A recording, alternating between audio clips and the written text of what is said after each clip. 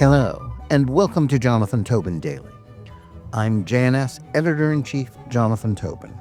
Thanks for joining me for another discussion on the most pressing issues in the Jewish world. Please like, subscribe, and give us good reviews when you listen to the show. Now let's get started. For 15 months, Israelis and Jews around the world have watched in horror as much of the international media flipped the narrative of the terrorist invasion of southern Israel on October 7, 2023. Even before the Israel Defense Forces launched its counterattack into the Gaza Strip to eradicate the forces that had brazenly assaulted the one Jewish state on the planet, much of the press coverage, egged on by progressive ideologues in academia, culture, and politics, were portraying the side that started a war with barbaric atrocities as the real victims, while Israelis were depicted as the aggressors. But in recent weeks, this troubling trend has taken on a new and even more disturbing character. Liberal corporate media outlets have begun to platform a new variation on the theme in which Palestinians are lionized and Israelis are demonized.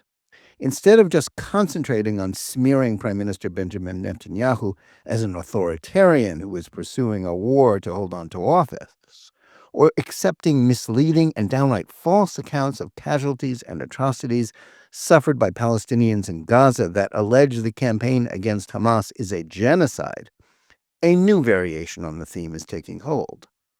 As articles in the New York Times, the New York Review, and the Israeli newspaper Haaretz demonstrate, the Jewish state's foes are moving on to a broader and even more insidious canard. Rather than concentrating their fire on Netanyahu or the IDF, the slander is now being directed at the Israeli people as a whole. Their accusation is that there is something deeply wrong with a population that is willing to acquiesce to the supposedly horrible things being done in their name in Gaza. By not adopting a bizarre and self-destructive forbearance, Israelis have failed the test of morality set for them by supposedly more enlightened Western liberals. The quote-unquote deadly apathy that these left-wing foes of Israel discuss is tone-deaf to the way that most citizens of the Jewish state have reacted to the post-October 7th war. Israelis are expected to give a pass to the Palestinians for the genocidal ideology that drove them to murder, torture, rape, and kidnap Jews as part of their desire to end Israel's existence. In the view of those blasting Israelis as lacking in a collective sense of morality, Israelis must accept the barbaric atrocities committed by Hamas terrorists and other Palestinians as their due.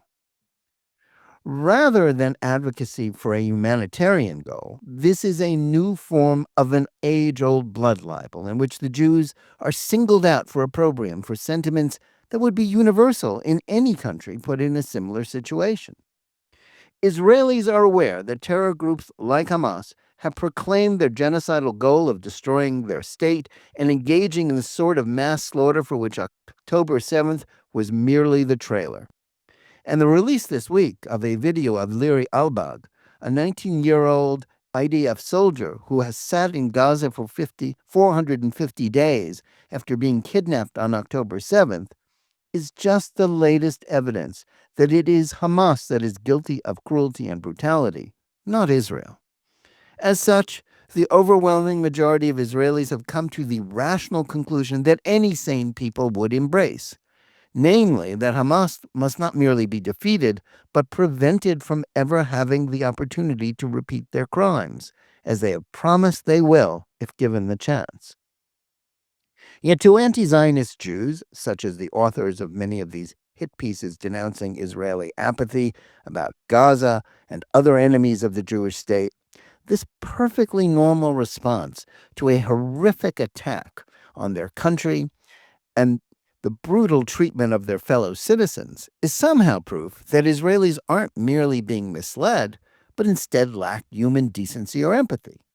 This is just the latest example of how anti-Zionism is inextricably tied to hatred of Jews. Such arguments are not aimed at discrediting Israeli policies or tactics. It is a classic use of traditional anti-Semitic tropes whose purpose is to dehumanize Jews and justify the atrocities they are made to suffer. It is akin to the philosophy held by German Nazis, who also sought the genocide of the Jews. In this way, a chorus of critics of alleged Israeli moral failure wishes to convince the world that those targeted for dispossession and death are less than human, and at the same time, the aggressor is guilty of seeking the genocide of those attacking them. The widely held assumption that Israel's war against its Iranian-backed foes has been more brutal than any other conducted in the modern era is a big lie. Israel responded militarily against a foe that infiltrated its borders and criminally attacked its civilians. As such, responsibility for the ensuing ramifications and casualties lies with the guilty party, Hamas, and those Palestinians complicit in the attack. All casualties from the war they started go back to them in one straight line. Hamas's conduct of the war, in which they continue to attack Israeli civilians with rockets and missiles and still hold as many as 100 hostages, is also criminal because they deliberately endanger their own civilians. They do so by hiding behind Gazans and tunnels and secreting their strongholds, weapon caches, and hostage prisons among them, and by causing damage from misfired projectiles that explode where they land. As military historians and experts in the laws of war have pointed out, Israel's army is more careful about trying to prevent civilian casualties that are inevitable in any war, especially in which one side, the Palestinians, knowingly endangers their civilians to score propaganda points.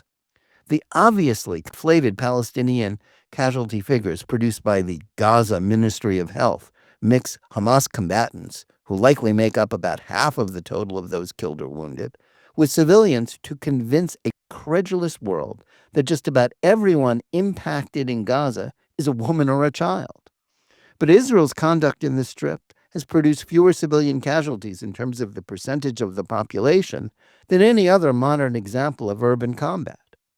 Those who mimic the terrorist talking points in the media and at pro-Hamas demonstrations profess to be astonished that most Israelis reject their canards out of hand. But even those who oppose Netanyahu in Israel believe that Hamas must be utterly destroyed, not only to protect their security, but to lay a future groundwork if there is to be a chance for peace between Jews and Palestinian Arabs, however remote that may be. The once dominant Israeli political parties on the left were largely marginalized by the failure of the Oslo Accords and the peace process that was initiated in 1993. Rather than accepting the concept of land for peace, the Palestinians and their leaders dismissed such offers. They rejected Israeli and American peace plans that would have given them a state, answering them with a terrorist war of attrition known as the Second Intifada that lasted from 2000 to 2005 and left more than 1,000 Israelis dead in its wake. Israelis also remember that their nation withdrew every soldier settlement and settler from the Gaza Strip in the summer of 2005. Instead of an incubator for peace, the Palestinians instead created an independent state in all but name there that immediately became a vicious Islamist tyranny. The Hamas government that ran Gaza from 2007 to 2023 used the many billions of dollars in foreign aid they received to build a fortress that featured a terrorist tunnel network underneath Gaza that is the moral equivalent of the New York City subway system, instead of helping its Palestinian residents. That is why, to all but a small minority of Israelis, the events on October 7th and the widespread support it received from Palestinians in Gaza and elsewhere remains a conclusive argument that a two-state solution is a formula for endless war and the slaughter of Jews.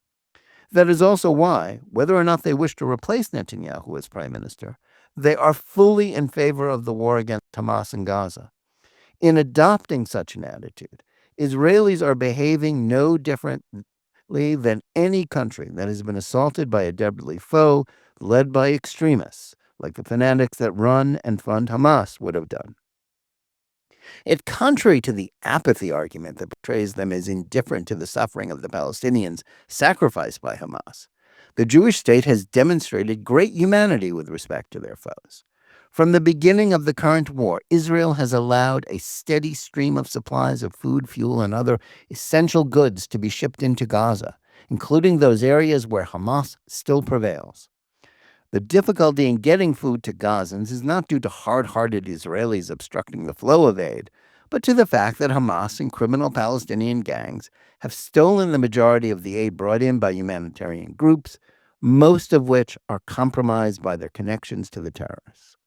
What country would be expected to feed and aid those trying to kill their citizens while those enemies were still in arms and resisting its existence?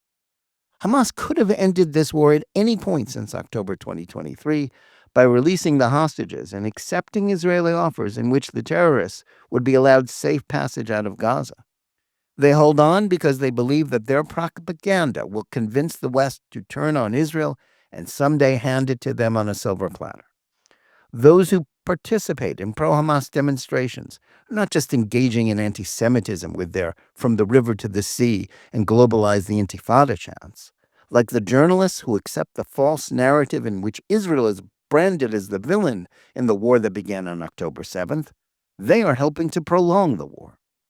Progressives believe that they can turn America against Israel. Through their dominance of the education system, culture, and much else, they have tried to indoctrinate a generation of youth to accept the toxic myths of intersectionality and critical race theory. In doing so, they have sought to convince the country that not only was America an irredeemably racist nation, but that Israel and the Jews were white oppressors. Those who accept this false ideology wrongly believe that Israel is a settler colonial and apartheid state that has no right to exist. That leads them to ignore the truth about the conflict and to think that Israel is always in the wrong and the Palestinians are always right, no matter what either side actually does. This is a prime factor in enabling the slanders of Israel, as well as the whitewashing of Palestinian brutality and intransigence. Israel's foes are not only deeply frustrated by the military success of the IDF against the Iranian-sponsored terrorists of Hamas and Hezbollah, as well as the defeat that Tehran has suffered, largely as a result of the Jewish state's actions against its proxies in Lebanon, in Syria. They are also unhappy about the victory of President-elect Donald Trump. The prospect of Trump and a host of other ardent supporters of the Jewish state taking office in 2 weeks is a decisive defeat for those who seek to isolate Israel. As another New York Times article recently noted, Palestinians and their foreign cheerleaders have not lost hope. This doesn't mean that they are ready to live in peace with Israel or reject a vision of their national identity that is firmly linked to endless war on the Jews. Rather, they believe that sooner or later their victories in a propaganda war in which Israel is delegitimized will ultimately allow them to fulfill their fantasy of extinguishing the one Jewish state on the planet. Corporate media and other outlets that spread the claim that Israelis are immoral for supporting their country's defensive war against genocidal terrorists are engaging in anti-Semitism. But they are also helping to perpetuate a self-destructive mindset that means more bloodshed and suffering for both Jews and Arabs. Thanks for listening. Please remember to tune in every day for Jonathan Tobin Daily Edition and every week for Think Twice, my full-length JNS TV program. Whether you're listening to us on Apple, Spotify, YouTube Music, or any of the other podcast platforms, or on the JNS YouTube channel, please like and or subscribe to JNS. Click on the bell for notifications and give us good reviews. Please write to us at thinktwice@jns.org and let us know where you listen or watch the show and what you think about it. And remember, keep reading and thinking for yourself.